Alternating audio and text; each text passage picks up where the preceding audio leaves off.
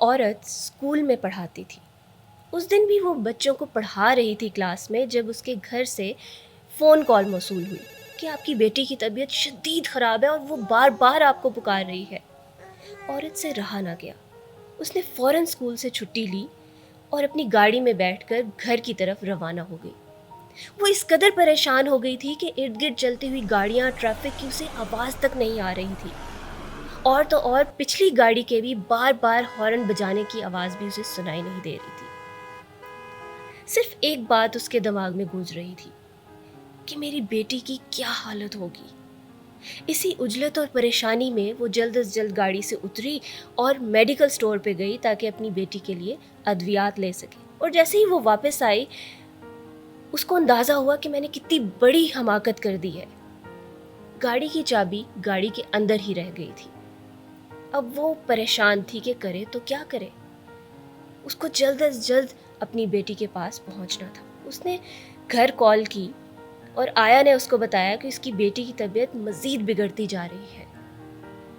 اس نے اپنا مسئلہ آیا سے شیئر کیا اور اس نے کہا کہ آپ اپنے بالوں میں موجود پن کی مدد سے کار کا لاک کھولنے کی کوشش کیجیے. اب اس چیز میں اس عورت کو مہارت حاصل نہیں تھی، نہ ہی تو کوئی تجربہ تھا، لیکن پھر بھی اس نے کوشش کی اور انتھک کوشش کے باوجود لاک نہ کھل سکا.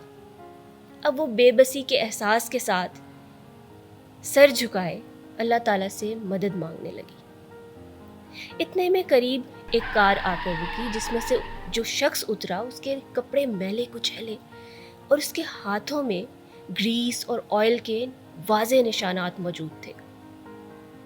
عورت نے اس کی طرف دیکھا اور سوچا کہ یا باری تعالیٰ، میری مدد کے لیے تجھے یہی ملا تھا. لیکن اس لمحے اس پریشانی میں اس کو وہ بھی غنیمت لگا.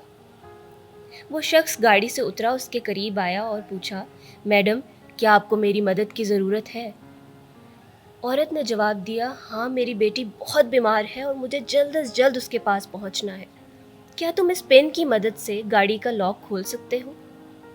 اس شخص نے پراعتماد انداز میں کہا، بالکل میڈم، میں کھول سکتا ہوں. یہ کہتے ہی وہ آگے گاڑی کی طرف بڑھا اور اس نے چند لمحوں میں ہی وہ گاڑی کا لاک کھول دیا. عورت کی خوشی کا ٹھکانہ نہ رہا. اپنی آنکھوں میں تشکر بھرے آنسوؤں کے ساتھ اس نے اس شخص کا شکریہ ادا کیا اور کہا کہ تم بہت ہی عمدہ نفیس انسان ہو، بہت نیک دل ہو.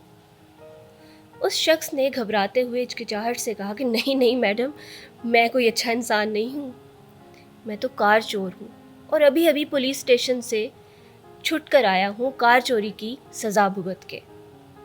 تو حیرت سے اس عورت نے اس شخص کی طرف دیکھا اور پھر سے اس کا شکریہ ادا کیا اور سوچا، یا اللہ، بے شک تو ہی تعریف کے لائق ہے، تو ہی مسبب الاسباب ہے. تو نے میری مدد کے لیے ایسا شخص بھیجا جو ایک تربیت یافتہ اور پیشہ ور انسان تھا. تو ڈیئر ویئرز، اگر آپ بھی پریشانی میں ہیں اور بہت کوشش کرنے کے بعد آپ کا کام نہیں بن پا رہا تو اس ذات پر چھوڑ دیجیے، کیونکہ اللہ اور اس کی مصلحتیں صرف وہی جانتا ہے. شکریہ.